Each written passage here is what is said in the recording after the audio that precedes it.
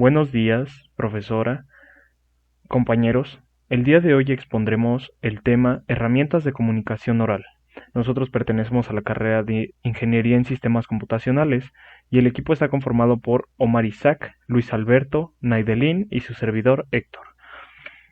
A continuación, daremos una breve explicación sobre lo que pretendemos visualizar sobre este tema. La lectura, la escritura y la expresión oral son manifestaciones concretas del lenguaje que atraviesan todas las prácticas discursivas propias de la cultura académica. Esto hace referencia a que cada una es un método de enseñanza distinto para la mejora y comprensión de algún tema en la educación.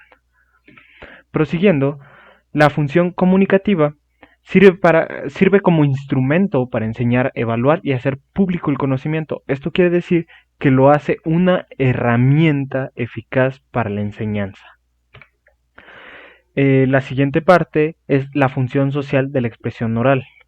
Esto nos da a entender que hay mediadores en las relaciones interpersonales, los acuerdos y proyectos cooperativos, lo cual nos lleva a una breve conclusión que sería que la expresión oral nos permite un diálogo con un grupo de personas o persona con la cual tengamos un tema en común. La función epistémica, empleada como herramienta intelectual y de aprendizaje. ¿Qué quiere decir? Que esta es una de las funciones más importantes de la expresión oral, ya que la utilizamos como un lenguaje de comunicación para recepción y emisión de mensajes. Entonces es la parte fundamental para el aprendizaje. La comunicación. ¿Qué es la comunicación? Es un proceso donde un emisor y un receptor en un ambiente determinado logran intercambiar ideas e información. Esto es muy importante, es muy diferente a escuchar a oír. Esto tiene que ver, mucho que ver. Disponemos de dos medios para la comunicación, la palabra y el cuerpo. Es muy sencillo. A la palabra nos referimos con la forma de expresarlo a través de un diálogo, las palabras, y el cuerpo, que son acciones faciales o corporales que nos apoyan para un mejor desenvolvimiento. Elementos de la comunicación. Es importante tener en cuenta que para que haya una comunicación asertiva o fluida con un entendimiento correcto, se requiere un emisor, un contexto, canal, código, mensaje, un referente y un receptor. Porque cada uno de estos tiene un ciclo que en las próximas diapositivas veremos. Circuito del habla. Esto es muy importante ya que es la forma de comunicar un mensaje de una persona a otra. Empezaríamos con el ciclo con el mensaje de habla, luego sería decodificado, luego se pasaría al receptor, que es a la persona que va dirigido el mensaje, luego se codifica, se relaciona el mensaje, luego pasa a codificación, pasa otra vez al receptor y se vuelve a decodificar para volverse a convertir en un mensaje de habla. Dentro de estos procesos se conoce algo como un factor intermedio denominado como ruido. Los elementos del habla. Es muy importante tener en cuenta que para que exista comunicación y haya una fluidez, debe empezar en alguno de los ángulos. En este caso empezaríamos del lado izquierdo con el emisor, que es el sujeto que emite o codifica un mensaje, el que elabora el pensamiento y lo expresa. El receptor es el sujeto que recibe o decodifica el mensaje. En pocas palabras, es el contrario del emisor. El mensaje es la información, podría decirse que es una pequeña hipótesis de lo que se va a transmitir. Contexto, situación en la que se da el mensaje. Depende del ámbito, la relación y el lugar donde te encuentres, va a ser el contexto. Canal, medio por el que se comunica el mensaje. Esto es importante ya que puede ser en un idioma u otro. Esto es uno de los inconvenientes de tener diferentes lenguas, diferentes idiomas, pero no es imposible ya que hay personas que son bilingües o lenguaje de señas, sería lo mismo, a eso hacemos referencia con el canal. Código, signo para modificar el mensaje. Es muy importante saber en qué tipo de código estamos trabajando. En este caso puede ser un idioma, puede ser con señas y pues sería la simbología para representar el mensaje. El habla, uso de la lengua. Es importante saber cómo expresarse a través de forma oral. En caso de ser escrita, como podría ser para las personas ciegas, sería a través de un código diferente y sería escrito. La lengua, sistema de signos y reglas para combinarlos. Esto es importante ya que se le da coherencia al mensaje a través de estos signos. Circuito del habla, como lo mencionamos, el emisor a través de un canal manda un mensaje al receptor y este pasa por una codificación.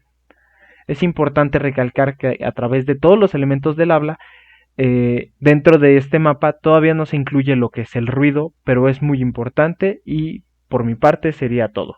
Los rasgos que configuran en la lengua. Como podemos observar, tenemos 8 aspectos. Lo primero forma parte de la cultura, es un instrumento de comunicación, representación y aprendizaje, es un elemento clave del dispositivo pedagógico, es una forma de comunicación social, transmisora de cultura y creadora. Es una base del pensamiento e instrumento de creatividad y construcción de conceptos. Es el eje de la vida social. Es una herramienta cultural elaborada para la comunicación social y es un instrumento que vincula el conocimiento. Los axiomas de la comunicación son que reflejan condiciones que nunca se hallan ausentes. Bueno, como podemos observar, son 5 puntos.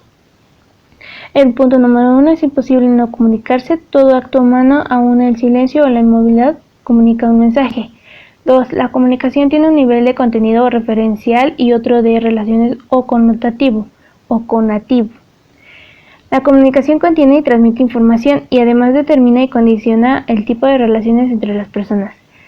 3. La puntuación de los hechos determina la comunicación. Dependiendo de cómo y en qué momento la persona percibe la secuencia de hechos que se le transmiten, esta determina su nivel de intervención en los procesos de comunicación. Punto número 4. La comunicación tiene un contenido digital y otro analógico. El contenido digital es el que transmite la información referencial y el analógico contiene todas las expresiones no verbales o metalingüísticas. El punto número 5. La comunicación genera relaciones simétricas y complementarias. Las relaciones simétricas son aquellas en las cuales no hay jerarquía predominante entre los comunicantes. Normalmente se genera horizontalmente y en el extremo patológico generan las escalas simétricas en las cuales ninguno cede en su argumento. Éxito y fracaso en la comunicación.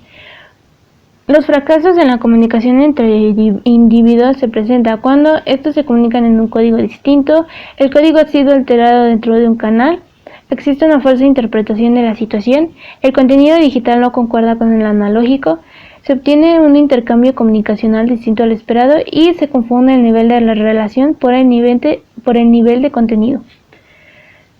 La comunicación entre individuos es buena cuando el código del mensaje es correcto, se evitan alteraciones en el código dentro del canal, se toma en cuenta la situación del receptor, se analiza el cuadro en el que se encuentra la comunicación, la puntuación está bien definida, la comunicación digital concuerda con la comunicación analógica y el comunicador tiene su receptor.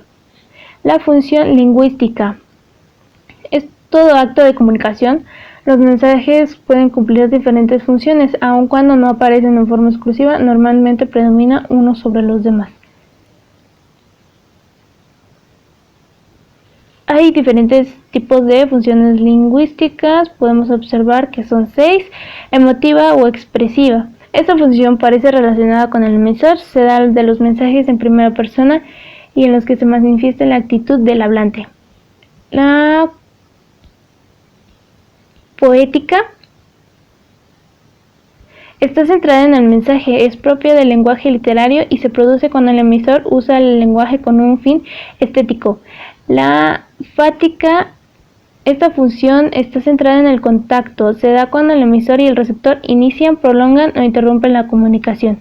La conativa o persuasiva, esta función relaciona con el oyente. Por medio de ella se pretende influir al receptor. La referencial o informativa consiste en decir algo sobre las cosas, afirmar o negar algo sobre la realidad. Y la metalingüística, esta función relaciona con el código.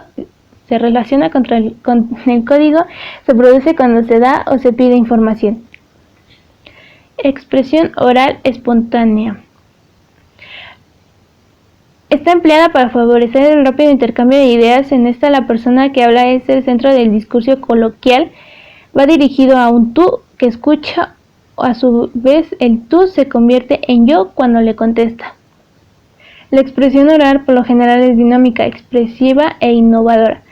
Cobra en ella gran importancia el acento, el tono y la intensidad dados en cada palabra o frase porque atraen o refuerzan la atención del oyente. Y la expresión oral reflexiva, su función es atraer, conversar o persuadir al oyente.